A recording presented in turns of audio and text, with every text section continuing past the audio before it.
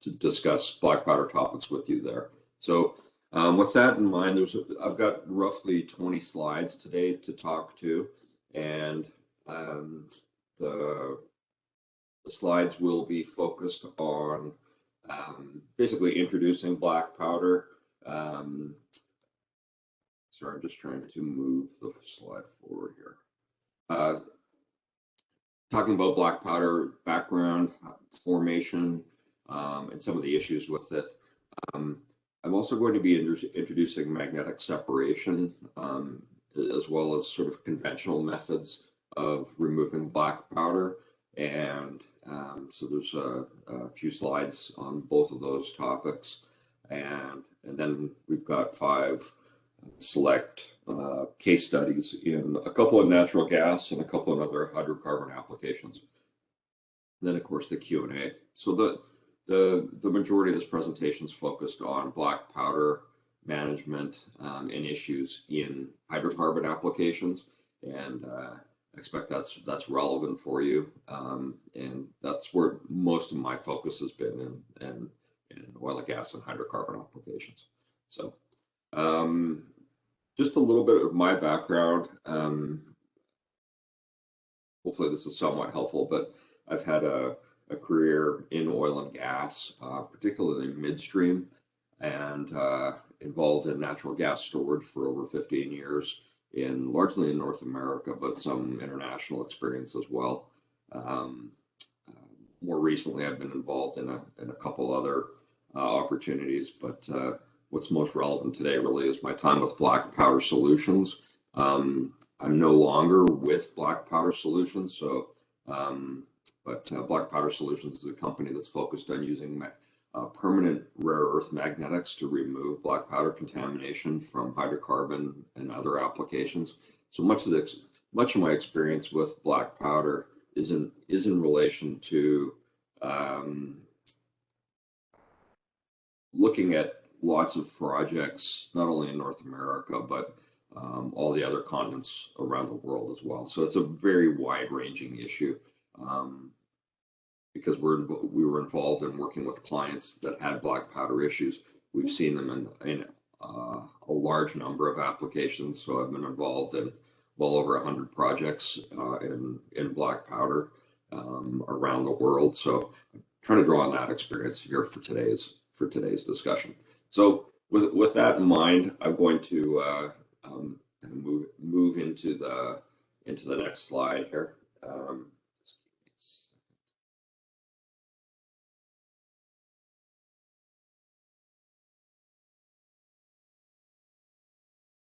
So I just got a pin here on the screen that so I need to advance the slides.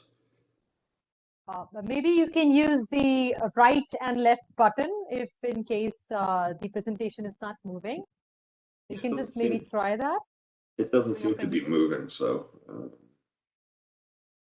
Would you like to reshare the screen? We can wait. It's okay. I just got rid of this annotation. So let's move into black powder background. So just to make sure we're all on the same page here, let's talk about what black powder is, and I think this will be helpful. So and make sure that we're all talking about the same thing.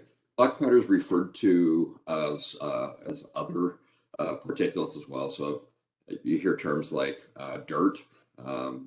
Brown, black, or red dirt. Rouge is another term that I come across. There are some other phrases as well, but it's generally referring to the same thing, and that's a corrosion particulate. Hello? Typically a very small corrosion particulate. Sorry, hello? I request everyone to kindly stay on mute. Thank you. So I'll just continue here. So it's generally a corrosion particulate. So it typically involves iron-based compounds and then a whole host of non-iron-based compounds as well. So so we'll see iron sulfides, iron oxides, iron carbonates typically is the ferrous compounds that are in black powder. And then you'll see other things like mill scale, salt, sand, and then a whole host of other both minerals and compounds. So I'll touch on some composition on the slide forthcoming here in a couple slides to show you a couple examples of the other components. Size is another critical feature. So the human eye sees down to 40 microns in size. Most of the black powder tends to occur in large concentrations under 10 microns in size. So you can't see individual black powder particulate, but you can see when it's accumulated. So much like the pictures at the bottom of the page here, you'll see, and these are pipeline applications, which is where often black powder is seen, but it's seen in many other applications as well. But there's large accumulations often in pipelines, and so when scraper pigs are run through pipelines, you'll see a physical presence of potentially large volumes of black powder. Of course, it can be wet or dry. So in a natural gas system with pipeline specification natural gas, you'll see typically dry black powder. In wet environments such as crude oil, amines, glycol, water, lubrication, what have you, you will see typically some moisture in the black powder as well. So it will be more sludgy in appearance and heavier versus a dry black powder. And of course, it can be any number of colors from red to gray to black, and that's typically the composition of what the compounds and minerals are within that black powder that drives the color and whether it's been oxidized or not. So exposure to oxygen may change the composition of black powder. So you might have had iron sulfides, which can oxidize into iron oxides once exposed to oxygen. And that can be a pyrophoric event, which can cause fires as well. So we'll touch on that some more. So I hope that's helpful just to establish a bit of background here. The next slide is on how black powder forms. So again, depending on the system, you may have iron sulfides, iron oxides, and other. Iron sulfides are typically more seen on the production side of so further upstream in oil and gas, and but iron sulfides can be seen in pipeline specification applications as well. So if during hydro testing of a pipeline, for instance, if water is introduced into the pipeline and a biocide hasn't been used to treat the water, you'll end up introducing bacteria into the pipeline, which can cause the start of microbiologically influenced corrosion. Of course, you can see if you see hydrogen sulfide, so sour gas is typically where you'd see that, or sour crude. If you combine H2S and you've got water and iron, you'll start to turn your pipeline into corrosion particulate, so iron sulfides. And there are various forms of iron sulfides, so they're individual minerals that show up. But these are kind of two primary examples of where iron sulfides come from. Of course, sulfate-reducing bacteria will feed on sulfates and agglomerate on iron-based surfaces. So you can get pitting corrosion on pipelines if you have introduced bacteria into the pipeline because, for instance, due to water. And then I kind of touched on the sour gas, but one thing we see in West Texas as an example is reservoirs that were initially not sour, so had low concentrations of H2S in them.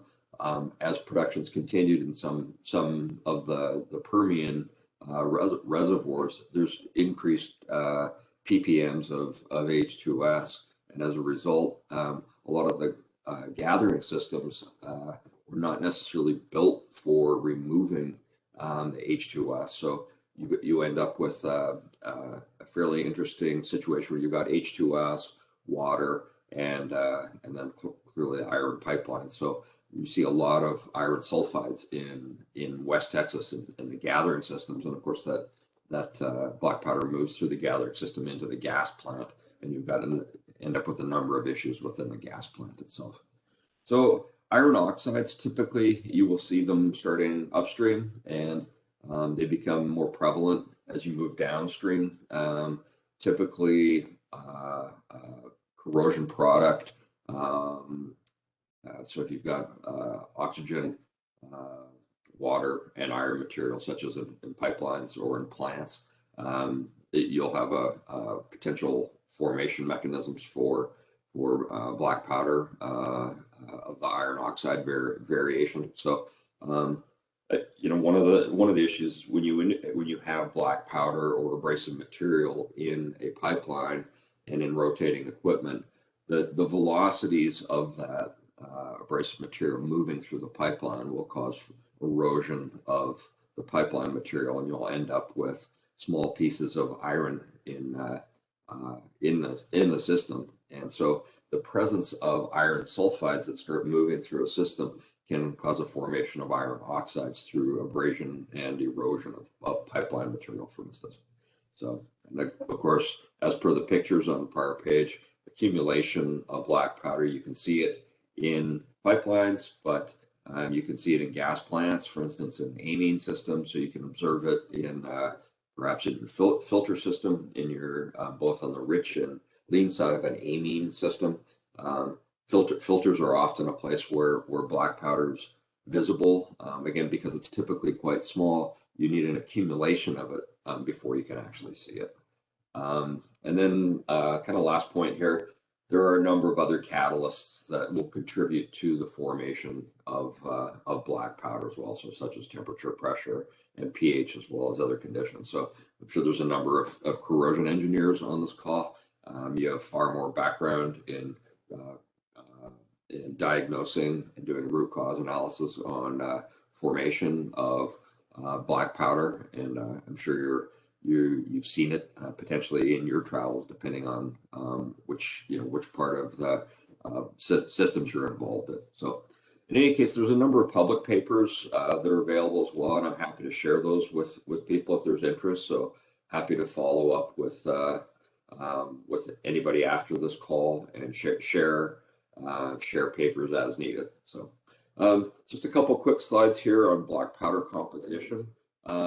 So example one up in the left-hand corner, this is a sample of black powder that was sent to a lab for analysis. So this is from X-ray diffraction that was run in the lab on a black powder sample removed from the pig trap, an offshore pipeline. The pig trap was onshore, and there was a physical accumulation of black powder at the pig trap, and the results of the analysis, at least of the X-ray diffraction, which is one of the standard tests we recommend for diagnosing what the constituents are in black powder. Anyways, you can see the mineral names, what the compound is, chemical formula, and then the weight. So tend to look at the higher occurring items, such as those items at the top. So you've got basic sulfur, or sulfur as a mineral, or sorry, as a element rather than in a compound formula. But a couple other more common items we'll see in iron sulfide environments. So McKenna-White is a very common one. Again, almost 30% of the weight in the sample was McKenna-White. Greigite is another one, fairly high concentration. And then you've also got some iron carbonate in here, siderite. And then often you'll see things, quartz is down at the bottom, so that's the often occurring. Calcium carbonate is often present as a particulate. And then this one's also got a small amount of magnetite and goethite as well. So some iron oxide compounds.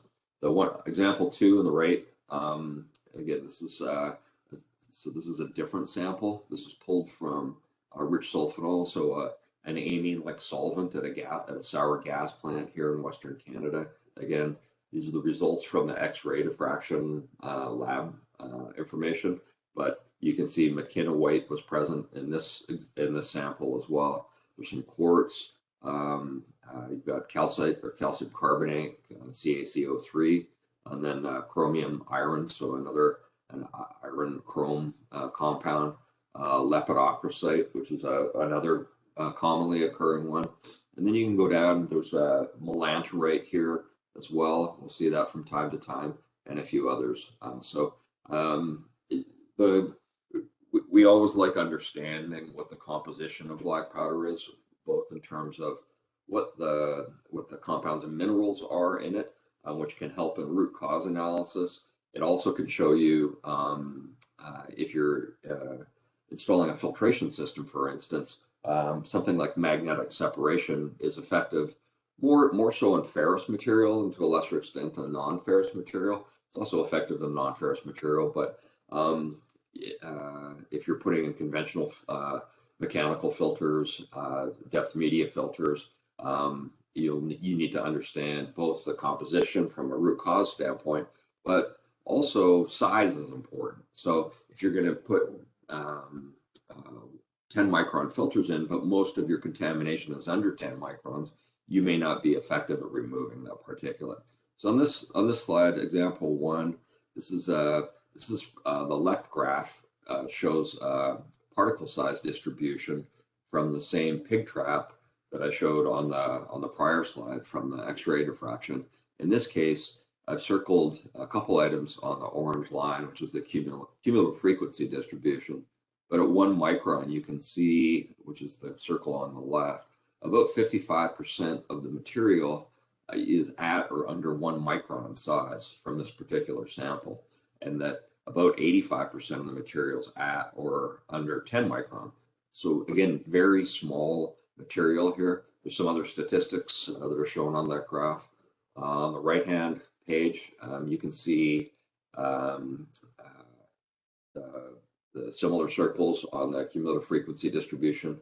Again, at 1 micron, you're about 65, north of 65% of the materials at or under 1 micron, and over 95% is at or under 10 microns. So again, if you're putting in conventional filter systems to remove black powder, and you don't have 1 micron filters, you may be letting a lot of material pass. So again, conditions do change in systems as well. So you may see a lot of small particulate at one point in time, or large volumes at one point in time, but that may not be flowing on a uniform basis.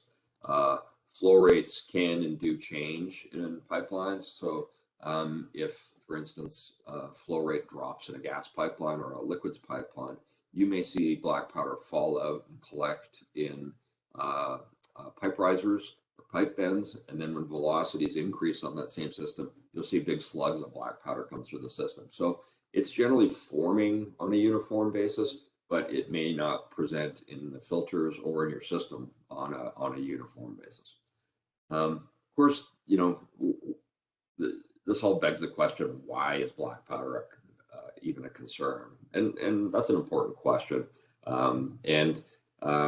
This presentation is largely an introduction, so I'm not going to go into extra depth here, but I just do want to touch on some of these things. And of course, because you've got small, invisible to the human eye particulate, and which can be present in large volumes. We've seen systems, for instance, in the Middle East, where they're pulling 2,000 or 3,000 kilograms of black powder out of pipelines when they're running multiple scraper pigs one after another. You may not see it, but the impacts may be present on your equipment on a day-to-day basis, and which can have lots of different impacts through the system. So from an operational standpoint, this is typically maintenance and reliability with regard to equipment operation. So you can see equipment failure, early retirement, higher maintenance costs, and the need for replacement equipment, again, before its life is due. So adds expenses to the operational side of running facilities.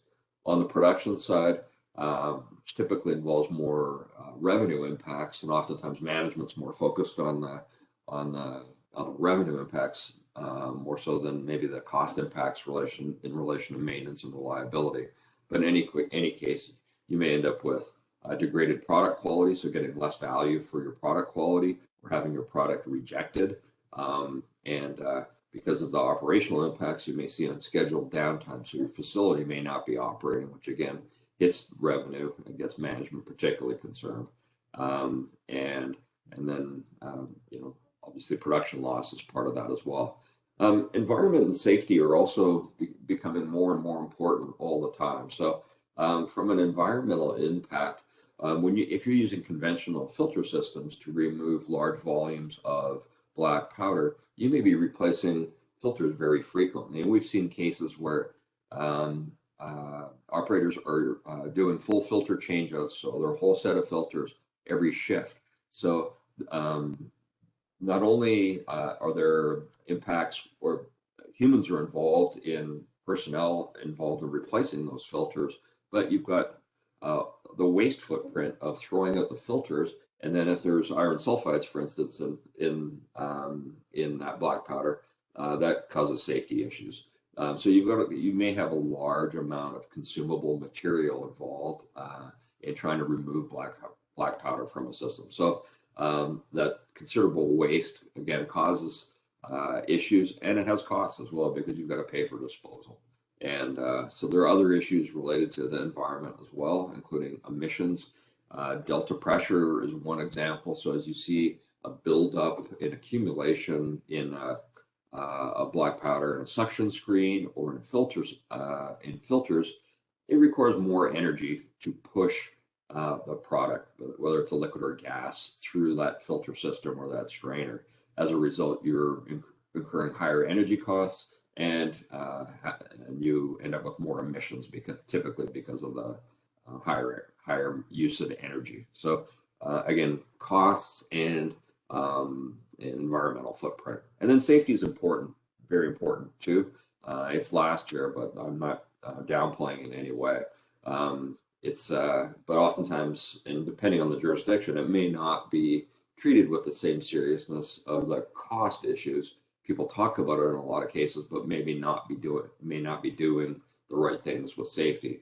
But ultimately, safety involves personnel being involved with filter changeouts, for example, and you're open with the exposure to open filter vessels, hydrocarbon-rich environments, possibly pyrophoric iron sulfide can cause problems. If you're changing filters often, you've got more potential for lost time incidents by calling out operators and technicians to replace filters and deal with system issues in relation to black powder. So there's a number of other safety issues, but anyways, I hope that's somewhat helpful in trying to explain why black powder may be a concern. So I'm going to touch on magnetic separation as a way of mitigating black powder problems after it's formed. When I was at Black Powder Solutions, I was always an advocate of doing proper root cause analysis and eliminating the formation problem with black powder. So not so much letting it form and dealing with it after it's formed, but actually trying to eliminate the formation of black powder in the first place, which is what everybody should be striving for as corrosion engineers in dealing with black powder. If you end up dealing with it in your career, I hope that's your focus, that you're trying to eliminate it before it forms rather than dealing with it after the fact. But in a lot of cases, you can't deal with it after and eliminate its formation. So you do have to deal with its presence. And as a result, I'll touch on magnetic separation here. So while I was at Black Powder Solutions, our primary offering was permanent magnetic technology that was used in magnetic separators. So and I'll get into the configuration of what those systems look like, but those systems employ permanent magnets rather than electromagnets. So the advent of very high field strength neodymium iron boron magnets, which are a permanent type of magnet, as well as samarium cobalt magnets, allow something like magnetic separation to be a fairly effective means at removing black powder in systems. It's very effective in systems that have large volumes of black powder when you're looking for a more cost-effective means at at removing that particulate down below 1 micron. So again, a lot of that material ends up being under 10 microns in size. Employing conventional filters to remove it may be an issue in terms of cost, and systems such as cyclones typically aren't as effective under 30 microns, and typically quite ineffective under 10 microns in size. So bulk removal systems like cyclones are often employed, but may not be effective because the mass of sub 10 micron particulate doesn't typically lend itself well to cyclonic technology. So in any case, the magnetic separator systems use a series of individual cylindrical permanent rare earth magnets, and typically they're axially magnetized, but when you put those individual cylindrical magnets in proximity to each other and not with opposite poles, so rather than putting a north and south pole together, which you know from, I'm sure you've all seen the magnets pull together, when you put the same poles together, there's an opposing force and it pushes those magnets apart. If you force those magnets together, so a north pole to a north pole with cylindrically oriented magnets, you'll actually flip the magnetic field from an axial orientation to a radial field. So the radial field will emanate outwards from a line drawn up the north-south axis of that magnet. And so the magnetic field then will expand outwards around the perimeter of that cylindrical magnet. And by putting a lot of these magnets together, you can make long magnetic elements, which is what the core of technology is for black powder solutions. And their sister company, One Eye Industries, who's more focused on applications in lubrication. So a little bit more information. You can see the picture on the right-hand side. So that's a ruler showing a 12-inch section of a long magnetic filter element. So again, there's a long magnetic rod in the center of that contamination. That just shows iron filings on it and shows the individual magnetic fields and accumulation of those iron filings along that 12-inch section of magnetic element. But in any case, the holding capacity and the removal efficiency of these very high field strength permanent magnets is quite high. So in dry contamination, a 12-inch magnetic filter element, magnetic rod, will hold up to a little over 6 pounds of contamination per linear foot. In a wet environment, that amount will be 14 pounds per linear foot. So in the wet environment, there will be liquids that are trapped in the pore space between the individual particles, and so there will be some liquids retention in liquid environments in that capillary space in between particles of black powder. But in any case, the magnetic separator systems that black powder solutions manufacturers have multiple long magnetic filter elements in them. So when you start thinking about the holding capacity of magnetic separator system, if you had 30 magnetic elements in it that are 6 feet long in them, you can hold hundreds and even thousands of pounds of contamination before cleaning is required. So again, high holding capacity means less frequent cleaning and offers some advantages over conventional filter systems. So I'll touch on a little bit more in regards to magnetic separator systems. A lot of people are not familiar with this technology as a means for removing black powder, so I'm trying to focus a little bit on introducing how that works. I'm not necessarily advocating for black powder solutions, but just trying to introduce the technology so you've got some familiarity. A lot of people are familiar with conventional mechanical filters and cyclones, but not necessarily magnetic separation. So in this case, there's a couple diagrams on the right-hand side of the page. So you can see a vertically oriented magnetic separator system. There's a drain at the bottom, which is the lowest flange. The next higher flange is typically the inlet. So the volumes come in through the bottom of the vertically oriented vessel, move up along the long axis of those magnetic elements, and then out the upper flange. Of course, there's a blind on the top, which is used for access to the magnetic array, which consists of a number of magnetic elements. And you can see the magnetic array is shown in the dotted box in the upper right-hand corner. So these are long magnetic filter elements that are held in place via plates at the top and the bottom, and that's what a typical magnetic separator system looks like. So just in terms of a little bit of background on the properties of magnetic separators. So the efficiency is targeted at 95% removal of black powder, and that's achieved by the dwell time or the residence time of the product that's flowing through the magnetic separator system. So you've got a certain flow rate, pressure, temperature, what have you, in the pipeline system. As it hits the magnetic separator system, that flow rate will change. Typically, there's more void space inside the magnetic separator system than in the pipeline. The dwell time or residence time of that product and the entrained contamination moving through the magnetic separator system needs to hit a minimum threshold time for that contamination to be removed from whatever's flowing through the magnetic separator system.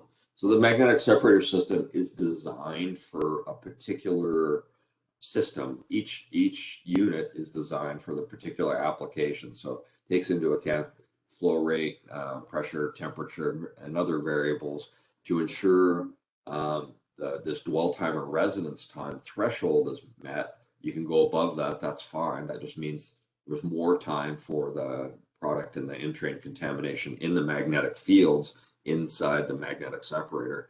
And that time allows the magnetics to remove the particulate from the whatever's flowing through it and capture that material on the magnetic filter elements. So that efficiency is targeted at 95% of the ferrous material. Typically, you see a lot of capture of non-ferrous material, and I'll touch on how that works in a couple slides. Clean pressure drop. This is one of the advantages of magnetic separation. When the system's clean and there's no contamination, the stated delta pressure across the separator is less than 0.5 psi. It's more typically 0. And in operation, you'll see that number maybe get up to 3 psi. Black powder solution states that it won't exceed 6 psi, but typically it's 2 to 3 psi, even when the magnetic filter elements are full of contamination. So very low delta pressures, so has some cost implications, some positive cost implications versus conventional filter systems, which you can see delta pressures at 15, 25, 35, or even higher psi amounts before the filters need to be cleaned. So operating pressures, these are all ASME code vessels, so they're all pressure vessels and designed per code. Pretty much any pressure can be accommodated in the design. That kind of information is captured at the initiation of a project. The magnetics are vibration resistant, so there's no loss in magnetic fields because of vibration. Operating temperatures up to 300 F for neodymium iron boron magnets. So that would be about 150 C, or samarium cobalt can be used up to 600 F. So above 300 F and up to 600 F, you can use samarium cobalt, again, up to about 300 degrees Celsius, roughly. So above 300 C, magnetics will lose their field strength and become permanently impaired. So the temperature is important to understand in a particular system if you're going to use magnetic separator systems. Again, the system's patented, so both the magnetics and the design of the magnetic separator systems, they're held under various patents, worldwide patents, by Black Powder Solutions and their affiliates. separation capability. Large particulate's easy to remove. Small particulate tends to be harder for conventional systems.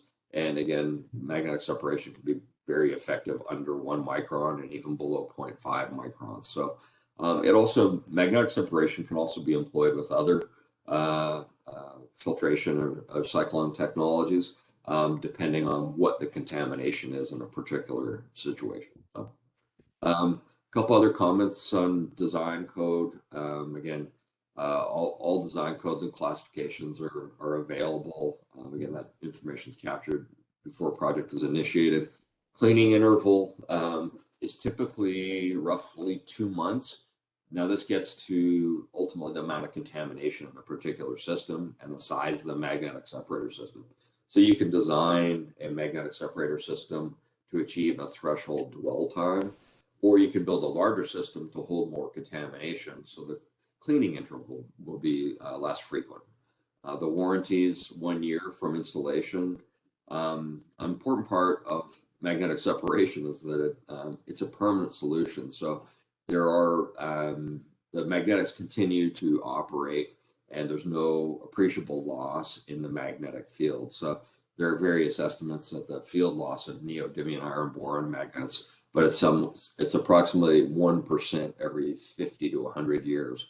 So it really is a permanent solution, and therefore the operating costs that that type of technology offers are permanent. So important consideration when people are looking at magnetic separation as an alternative.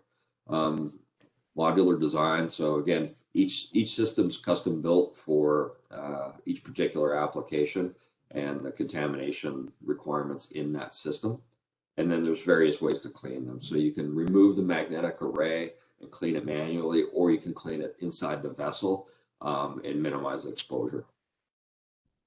So moving on here, I won't touch on this too much, but the typical magnetic separator systems vertically oriented, so it's standing upright as per the picture here in the prior slide. Horizontal configuration is also an option, but typically it's a vertically oriented system. Most of the vessels, at least the small and medium-sized vessels, are built in stainless steel, so 304 or 316 or variants of those. You can build the systems in exotic metals too, enamel, for instance, or duplex, super duplex, Inconel, whatever is required for a particular system. The larger systems will often be built in carbon steel. The problem with carbon steel is it becomes magnetized under the very high field strength magnetics. That's why the systems are typically all built in stainless. For the larger systems, when the shell itself, the vessel is built in carbon, there needs to be an installed interior sleeve that will attenuate the high field strength magnetics and stop the vessel itself from becoming magnetized. If the vessel becomes magnetized, it'll hold contamination, and then it's very difficult to clean. So again, sizing is dependent on a particular system. So much like conventional filtration, you've got to look at the flow rate, the pressure, what's flowing through it. So the viscosity and density of a liquid, for instance, and temperature and various other parameters, which are all captured when the project started. So of course, you can build a larger system and increase the dwell time, which will just increase the holding capacity and increase the efficiency as well. So the same system can be used in oil or gas. So there's no difference in the configuration, excuse me, of the systems for liquids or gases. It really just gets down to the flow rate, pressure, temperature, viscosity, and what have you. And then from the systems can be combined in multiple units depending on the flow rate. So if you had a 500,000 barrel a day flow rate, you'd need 3 separate magnetic separators to handle that flow rate. So the largest single unit will manage about 200,000 barrels per day of most types of liquids, or up to about 250 million standard cubic feet a day of natural gas or other gases. Of course, that's pressure dependent. If it's low pressure, you need more volume, so you'll need more vessels. If it's high pressure, excuse me, such as something in a 600 class system with 900 pounds or 1,000 pounds of pressure, you can get up to about 250 million standard cubic feet a day. So just in regards to cleaning, I'm not going to run the video here, but for manual cleaning, the magnetic array is lifted out of the magnetic separator system and placed in a separate cleaning station and scraped clean. For the semi-automatic and automatic systems, that magnetic array is left in position inside the vessel, and there's a mechanism for scraping the contamination off the magnetic elements inside the system. So there's a screw rod assembly down the center of the magnetic array. It's threaded and attached to a scraper plate that moves downwards and scrapes the contamination off the magnetic elements and deposits it in the bottom of the magnetic separator vessel. That's activated via a top drive ratchet system on the top blind of the system. And when the system's ready for cleaning, you've got to isolate it, purge it, and then start the cleaning process, and which involves removal of a small blind in the center of the top main blind, and which allows access to a nut that drives the screw rod assembly inside the vessel and causes the threaded rod inside to rotate and drive the scraper plate downwards. I'd encourage you to go to YouTube. There's a link here where you can look up various other cleaning configurations on YouTube if you type in black powder solutions, magnetic separators, and you can look around YouTube. Just a point on non-ferrous contamination. You can see in this photo here, it's from a natural gas sample. These are pieces of proppant that were that showed up in a bus depot terminal in Italy. The gas came from North Africa, and I'll touch quickly on this case study in a few slides. But the proppant came all the way from the field down the pipeline all the way to Italy and showed up at the bus fueling station. It's a natural gas bus fueling station in Italy. You can see little black dots all over those larger white orbs, and those are small pieces of ferrous material that are electrostatically joined with the pieces of proppant. So electrostatic charging or static charging of particulate in flowing systems is the primary mechanism where ferrous and non-ferrous material come together. The magnetic separator systems remove ferrous material, but when non-ferrous material has lots of small ferrous particles on it, it will be removed by the high field strength magnetics in magnetic separator systems. So you'll often see very high percentages of non-ferrous material removed with magnetic separation because of this electrostatic interaction between the ferrous and non-ferrous particles. There are other physical processes involved in how those ferrous and non-ferrous particles come together, but the large mechanism, the majority mechanism that allows that interaction to happen is static charging. So I'm going to just quickly talk about conventional removal methods. And I touched on doing proper root cause and source identification. So again, where is the black powder coming from? Is it forming in your system, or are you taking custody of, for instance, natural gas molecules delivered by another counterparty, and is the black powder coming in with that gas that other counterparty is delivering to you? So this is trying to understand where the black powder comes from. So understanding what its composition is, its size, and then sampling your gas or liquids at custody points, for instance, is one way to identify it, and being observant of what's going on in your system is very important as well. So you can observe black powder directly when it's accumulated. Again, it's typically quite small and most typically under 40 microns. So individual particles aren't visible to the human eye, but you can see accumulations from scraper pig runs and filters, strainers, separators. You can see plugging in heat exchangers and reboilers. You can see plating out in process towers or accumulating in trays and process towers. You do product sampling, and if you're doing the right types of sampling, you'll identify black powder in that sampling. Again, indirect observation means you're not looking at the black powder itself, but just looking at typically as effects. So you'll see issues on bearings, for instance, compressors, pump impellers, evidence of corrosion, so from pitting and pipelines.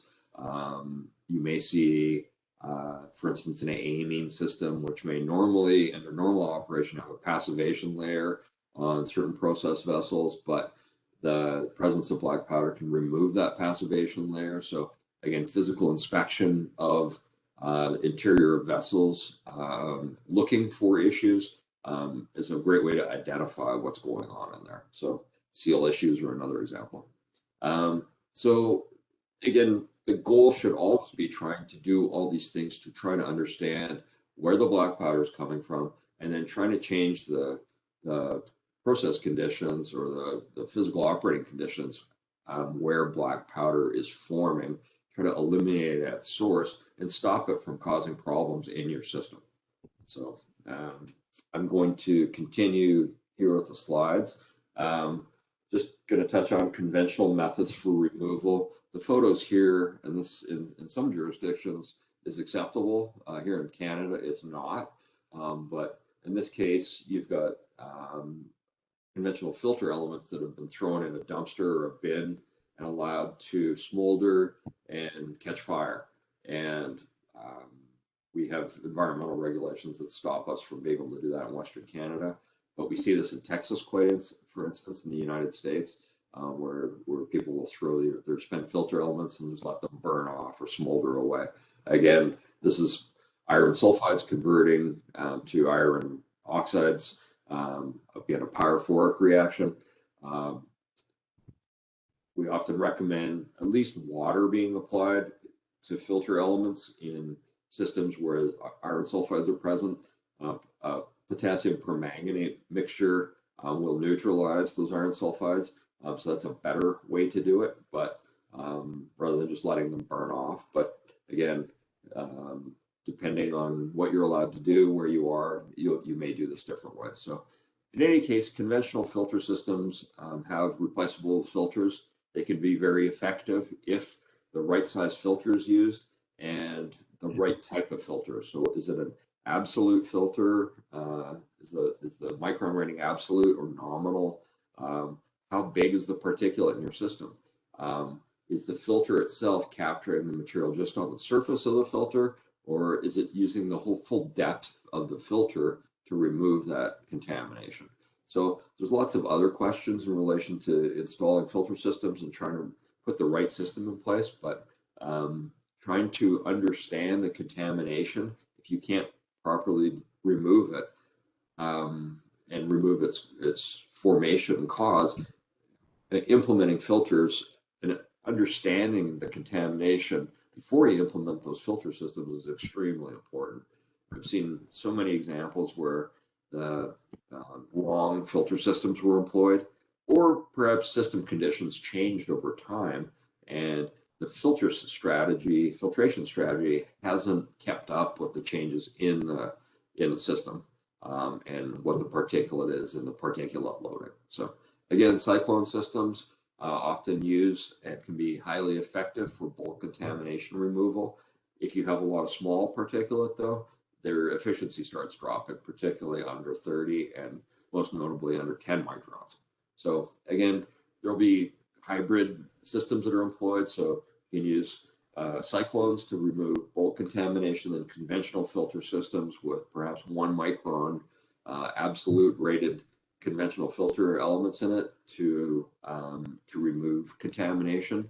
That can be more efficient than just changing filters in a conventional mechanical filter process. So again, what's the contamination in your system, and what's the most effective way of removing that? So again, some people deal with it after it's accumulated. So you may not have a filter system. You may just run scraper pigs to push the contamination out of your pipeline system. So again, not particularly effective, causes more erosion and abrasion of your pipeline, and continues the building of that black powder as you move downstream through the system.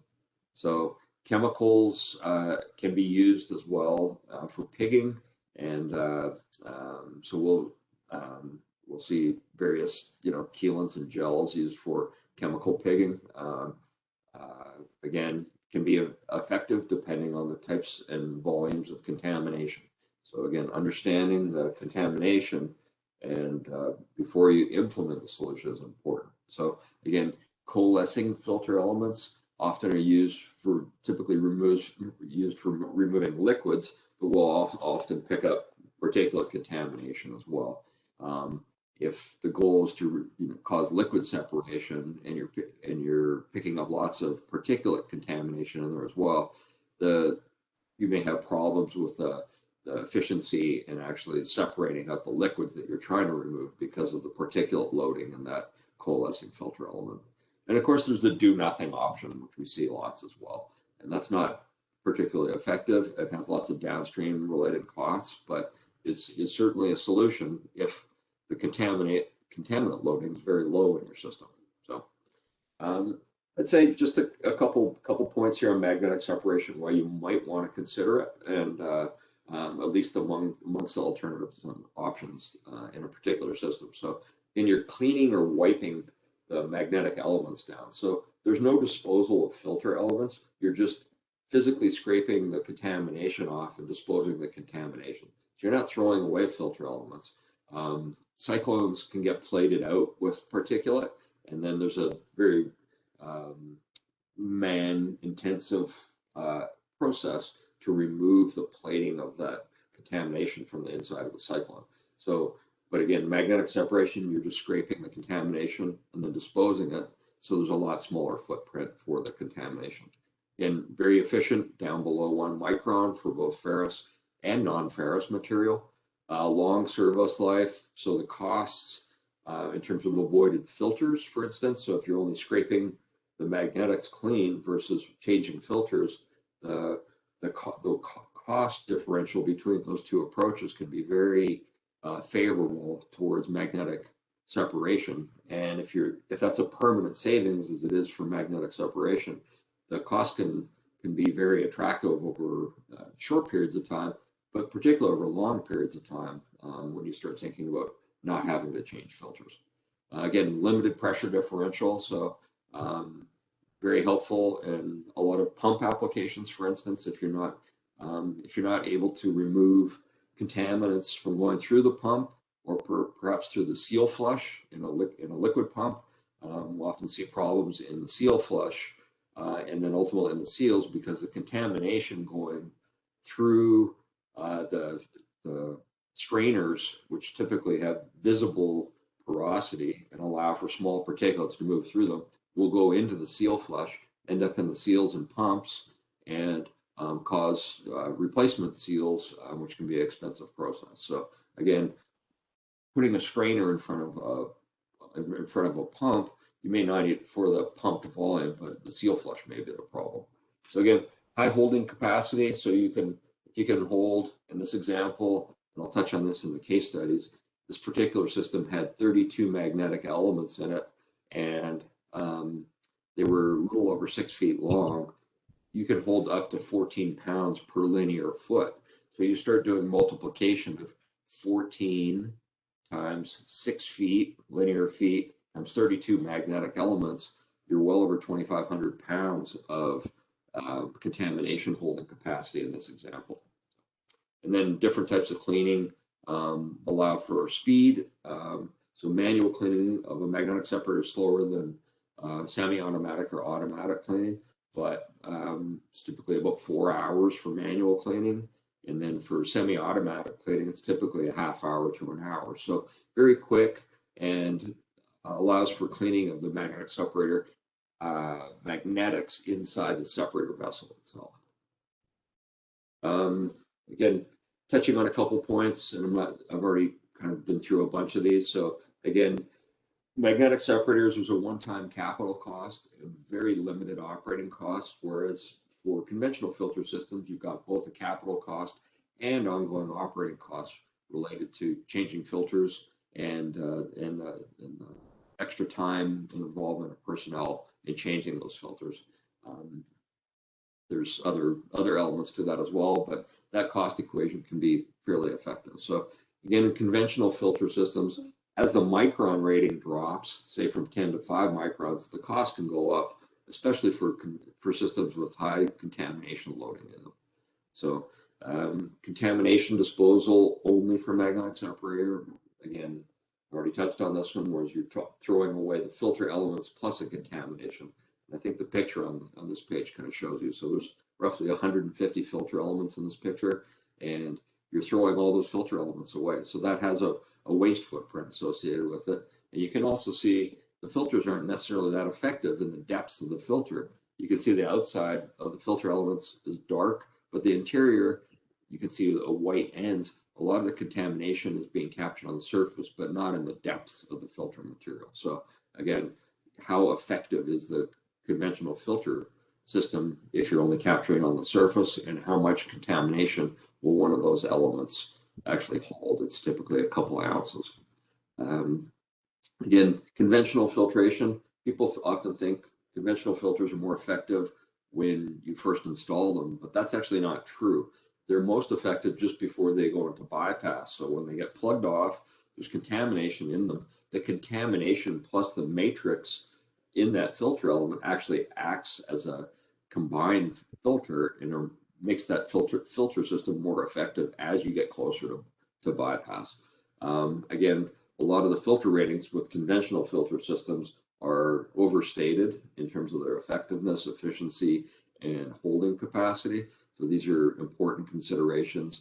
People often believe what filter manufacturers are telling you, but in most cases, in our experience, they're just simply not true. So, and then you've got to figure out what's the right system. So, what are your particular requirements? You know, what do you try to remove? What are the problems with your system? And what are the costs associated with your system? So, if you've got low contamination loading and small particulate, it's okay to use 0.5 absolute rated filters, and that may be the most effective means. But if you've got high contamination loading, the cost of that solution could be very, very high. So you need to look at the other alternatives.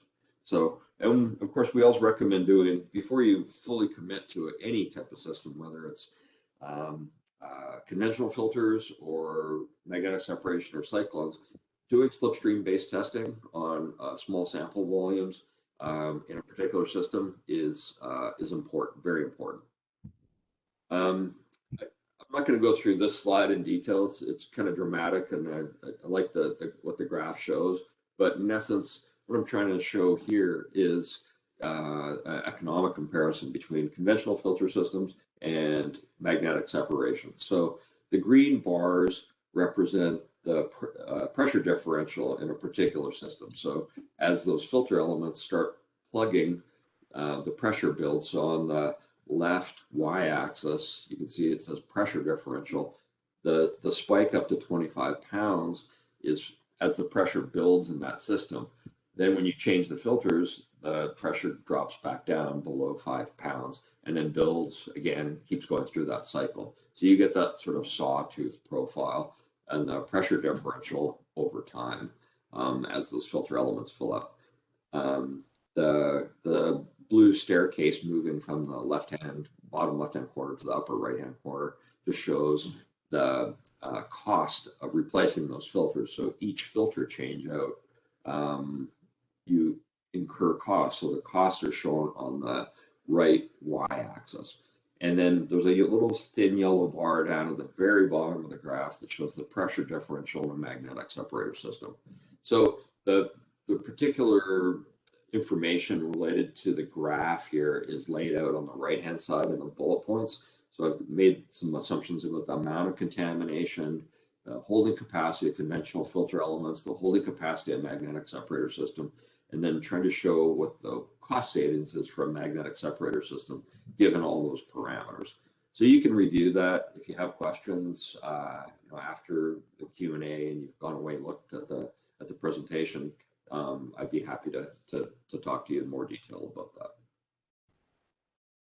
So we've got a few case studies, and I'll move through these relatively quickly. Hope these are somewhat illustrative, but the first one's in a natural gas system in Portugal.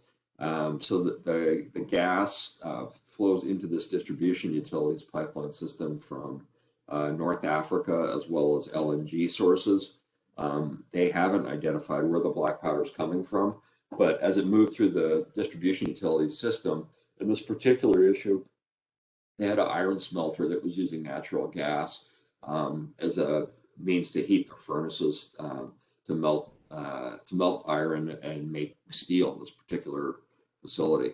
The black powder in the furnaces was plugging up the process of combusting that black powder was plugging up the furnace nozzles, and so they had to clean those. So the iron smelter went back to the distribution utility and said, you guys need to clean up your gas supply. Now, the distribution utility had conventional filter elements in place upstream of the delivery point to the iron smelter, but the contamination was still getting through their system.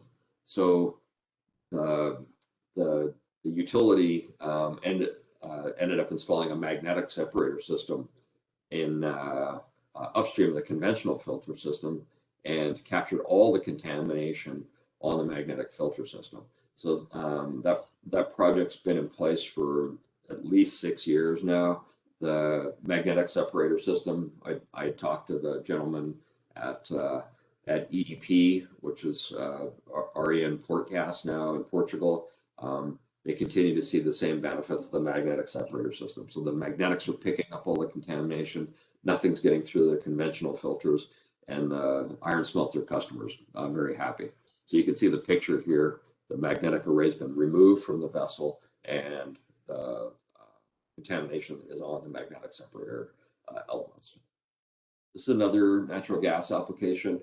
This is back to the example I showed earlier on non-ferrous contamination removal. In this particular example, the bus depot uses natural gas to fuel the buses that come in. They were having problems with contamination loading in the natural gas they were receiving. So it was causing problems in the compressors at the bus depot, as well as the meters and valves and the compressor seals themselves. So what they did was put a couple of different magnetic separators. You can see in the upper right-hand corner, one of the systems they put in place. Lower volume application, but they've got a basket strainer in this example, as well as a magnetic filter element. And you can see the rings of contamination around the magnetic element there. I've already touched on the piece of proppant that showed up on this particular system. So this was contamination that was removed from the magnetic filter element. It's got small ferrous material on it, which allowed the magnetic element to remove that non-ferrous contamination. They saw quite a bit of non-ferrous material as well.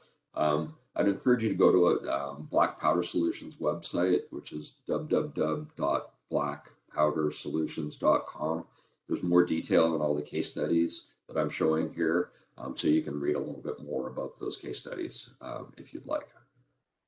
Petrochemical facility feedstock. This is an application in South Korea at a petrochemical facility.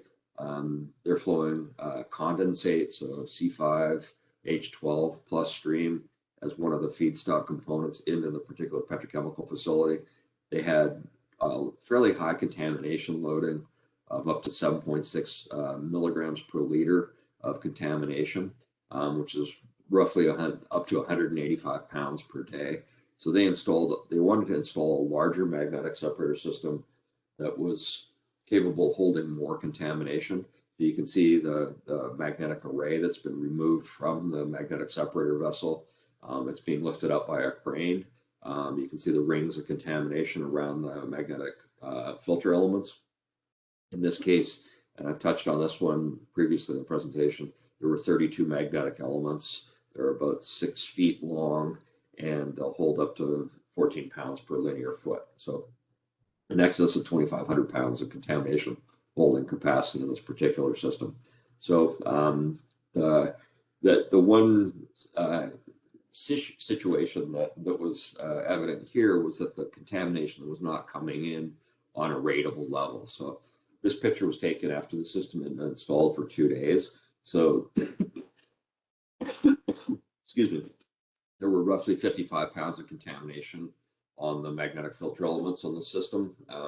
They had been expecting up to 185 pounds. No contamination got past the magnetic separator system. So after 2 days, they only saw 55 pounds versus, what they'd been expecting at 185 pounds a day. So, but again, the system was overbuilt to hold more capacity.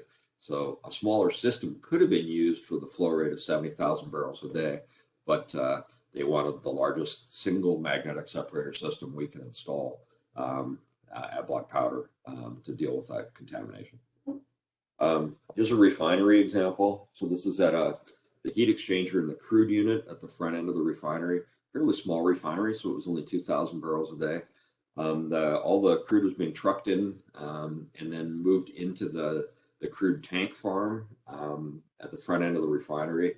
And then the crude was moving through Y strainers on its way to the heat exchanger, where the crude was heated up before it was put in the atmospheric distillation column of the crude unit. And in this case, the shell and tube type heat exchanger was filling up with sludge material that was largely composed of iron particulate. So you can see in the photos here, there's a couple photos of the heat exchanger with sludge in it. And then the further right photo shows one of the magnetic filter elements from the system that Black Powder Solutions sold them. So this is, again, a relatively small system. So it had 2 magnetic filter elements in it that were 24 inches long, so 2 feet long. In this case, you can see how much contamination there is on the magnetic filter element. It's full of material at that point, so likely should have been changed earlier. But in any case, just another example of where Black Powder Solutions magnetic technology was effective in a particular application. So in this case, it also, I guess, it illustrated another situation. The magnetic separator system was put on the crude downstream of the tank farm. Of course, the tanks in the tank farm would have been full of sludge and this particular black powder as well. So putting the initial system downstream, the initial magnetic separator system downstream of the tank farm, was the right thing to do to stop it from going into the heat exchanger.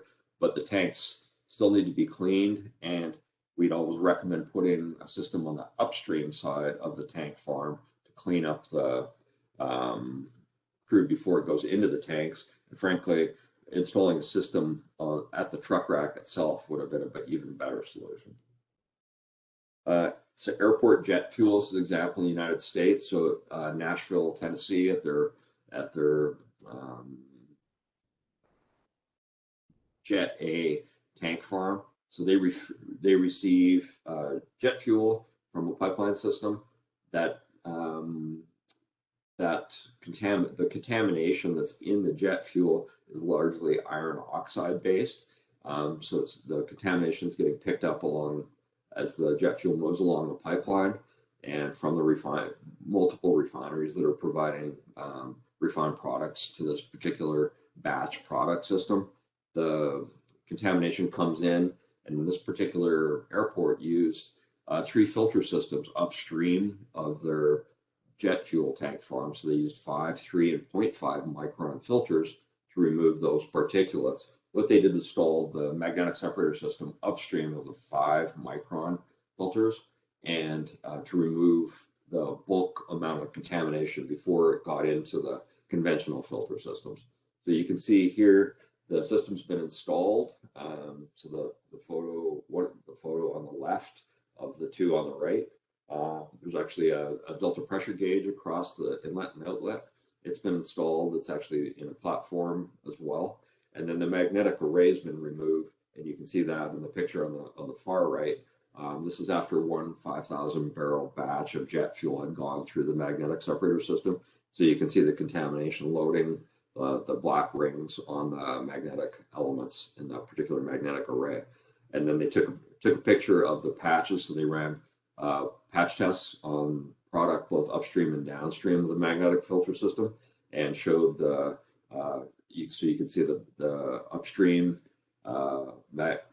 filter patch that shows a fairly contaminated filter patch, and then on the downstream side of the magnetic separator system, you can't see any visible contamination on the filter patch. Now that doesn't mean there isn't sub 40 micron material on the downstream patch, but fairly dramatic effect in any case. So that pretty much touches on all the information that I've wanted to present to you today. I hope that was helpful. Lots of material here. I know I've gone probably a little over on time, but in any case, I'd be happy to take any questions anybody has. And if people are shy and they want to submit written questions, I'd be more than happy to take those through email. Ms. Baines can help with that, I'm sure, or you can reach out to me directly on LinkedIn if you'd like. So, thank you.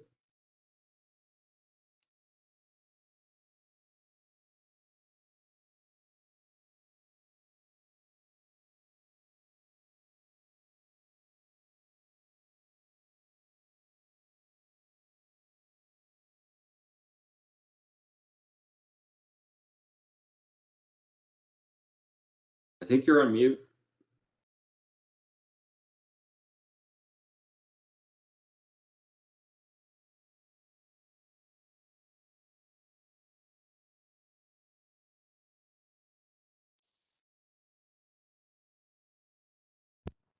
Am I audible now?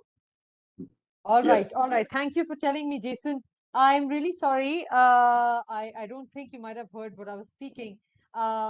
Definitely. Thank you so much, Jason. You are definitely very passionate about the topic that you talk about, black powder.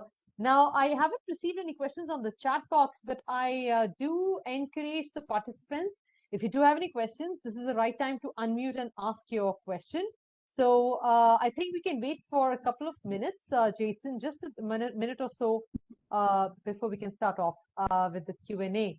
So any of the questions, you can unmute and ask your question directly with Jason. Hello, Jason. I am Saugata Datta from Engineers India Pipelines Group.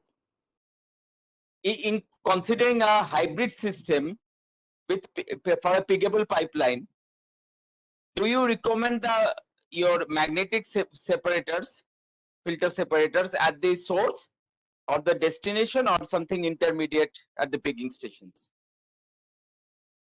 So there's a couple ways to do it. If you're doing it downstream at the closer to the pig trap, so the end of the pipe or the end of the pig run, you're going to let that contamination move down the pipeline to the pig trap. So I tend to recommend going upstream as far as possible, depending on how the contamination is being formed. So if it's being introduced to the system from some upstream custody point, then I'd recommend you put in any type, whether it's magnetic separation or filtration or whatever type of separation or filtration you want to use, I'd recommend putting on the upstream side.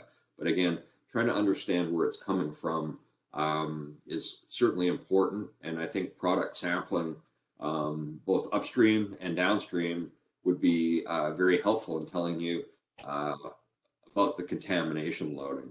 Of course, you want, depending on the velocities of the system, if the system's running at low velocity when you do the testing, you might not see it at the terminus of the pipeline or where the pig trap is.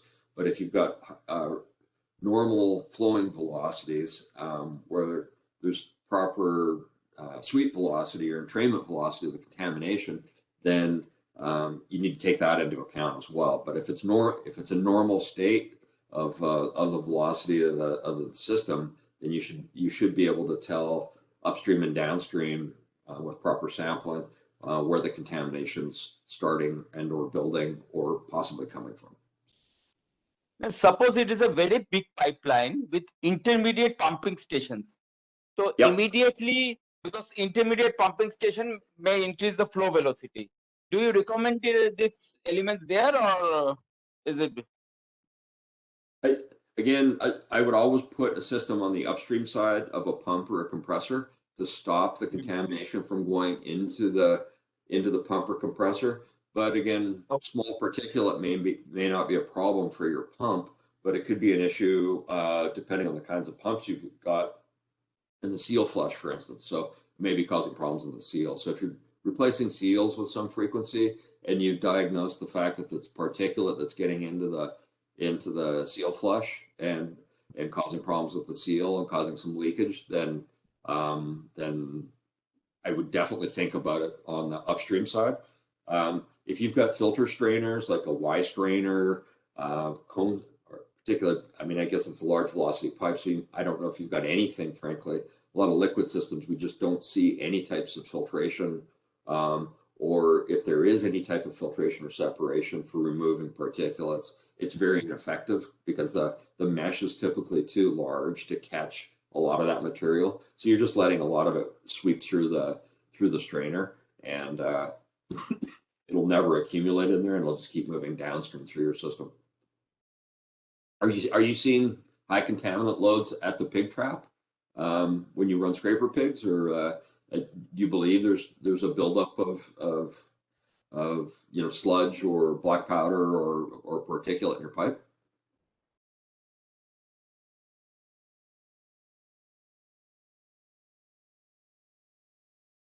Just another question on a very different topic. Suppose you add, nowadays people have started using drag reducing agent chemicals to increase flow efficiency. So how does the two things relate? Does it increase the black powder formation? Not in our experience. We haven't seen that issue. Again, the presence of black powder accumulating will build. It'll build and cause changes in pressure potentially in your pipeline at different spots depending where it is. So, trying to remove that material is always important, but the DRAs, in our experience, haven't caused a buildup of black powder. But again, if you've looked at your system and determined that something changed after you started using drag reducing agents in terms of more contamination loading, then that's probably a situation that you need to look into further. Thanks. All right. Thank you, Mr. Datta. Anybody else has any question? Good morning, Jason. This is Sandeep Vyas. I have a couple of questions. One is with the flow velocity of 20 to 30 meter per second, is it that all material would come out like all magnetic as well as microbial material would come out at gas velocity, or do we have certain calculation like SP0206 says about like water come out and all particle, but will it come out black powder as well? So you have done good calculation and analysis on size of it. So have you done something like on weight part of it so that all particle will come out? I missed a couple of the parts of your question, but is the question in relation to removing all the mass of material that's in there, or is it something else? Yeah, the question is related to how much velocity that can derive that all attached black powder will come out. Like in removal, SP0206 says critical angle calculation, which says at certain angle all material will come out. So do you have a sizing of it? Do you have a weight of it so that all material will come out? That's the question. Well, so if the material's dropping out in your system, it won't get to the magnetic separator system until the velocity increases. Black Powder Solutions, the company, and the work we did was never really meant to look. We weren't involved in consulting to pipeline operators, for instance, in determining whether whether all the black powder was flowing through their system or when it was. We were just generally dealing with situations where a particular client or customer would come to us and say, we're seeing, for instance, lower volumes on our system in the summer. We have a winter heating market, and so we see lower volumes in our pipeline system. In the fall and winter, when the velocities pick up because we're flowing more gas, we're seeing larger amounts of contamination in the system. Now, of course, there could be condensation forming in the pipeline. It could be entrainment velocities. So generally, it really depended on the system. But I really am not the proper guy to help you understand what what flow velocity you require to make sure all the contamination is moving and not dropping out. Okay. One more question on your separator, filter separator, magnetic filters. Say this metal itself, it self-ignite, right? So when it flows at 20 to 30 meter per second velocity in a gas in particular, will it not getting electrostatic charged? And if yes, in filter, typically we cannot put water or something which we can put in scrapper traps. So how you remove that filters dust out? You're asking how to remove the contamination from the magnetic separator? Which is likely to get fired because of its characteristics in itself. So it's likely to start on fire? Yeah. Yeah, you're seeing some type of iron sulfides? Yes, that's what black powder is, right? It's not always iron sulfide, so it may be iron oxide. So I'm guessing you've done some lab work to determine that you've got iron sulfides, or you've seen some smoldering or possibly fires. Is that the case? I've seen a couple of papers which says it catch fire easily. That's what is. It does. So first of all, I'd recommend that you, if you've got samples, that you send them to a proper lab to do that. I don't know what the lab facilities are like where you are and whether that kind of analysis can be done there, but we always recommend you do X-ray diffraction, energy dispersive X-ray, so EDS, and then which tells you about the composition, the elemental composition. X-ray diffraction only shows the crystalline substances that are in a particular black powder sample. So it won't get the organic material or amorphous type of material that's in there. But we typically recommend XRD, EDS, and then scanning electron microscopy to look at particle size and versus particle counters. Particle counters aren't quite as helpful as SEM analysis. But I would start with that. And ultimately, if you've got, so in a conventional filter system, when you pull the elements out, and if you're seeing some smoldering, you can apply potassium permanganate in that conventional filter system if it's properly outfitted. We've seen people spray it with hoses, throw buckets of water, those kinds of things. Magnetic separator systems, if you design a system properly, you can actually put nozzles on it so you can apply permanganate into the vessel before you open it up. So you can neutralize the iron sulfides with that permanganate water mixture and stop that pyrophoric oxidation of the iron sulfides, and then open the vessel and remove the magnetic elements if you want to manually clean it. Otherwise, if you do semi-automatic cleaning with magnetic separator systems, you still have to block and purge the vessel, but you don't remove the the magnetic array from the vessel. You scrape the vessel still remains closed. There is venting through the nut at the top, so it's not sealed, but there's limited oxygen that gets into the vessel itself. If you generally purge it with nitrogen and then activate the cleaning mechanism, all the contamination gets deposited in the bottom of the magnetic separator vessel. If you've got the drain of the magnetic separator attached to your system, you can back flush it or put it on vacuum and suck the contamination out at the bottom of the magnetic separator system. So you're generally isolating personnel from a pyrophoric condition if you do that.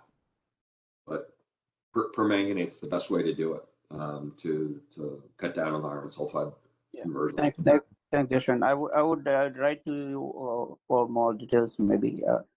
I Sure. think happy to help. Yeah. Yes, Mr. Vyas, you can also connect with Mr. Jason on LinkedIn as well. Definitely. He is pretty much prompt there. Thank you very much, Mr. Vyas. Anybody else with any questions? Because we are actually running out of time. Can quickly just unmute and ask a question. If not, we shall proceed with the vote of thanks. Anybody else?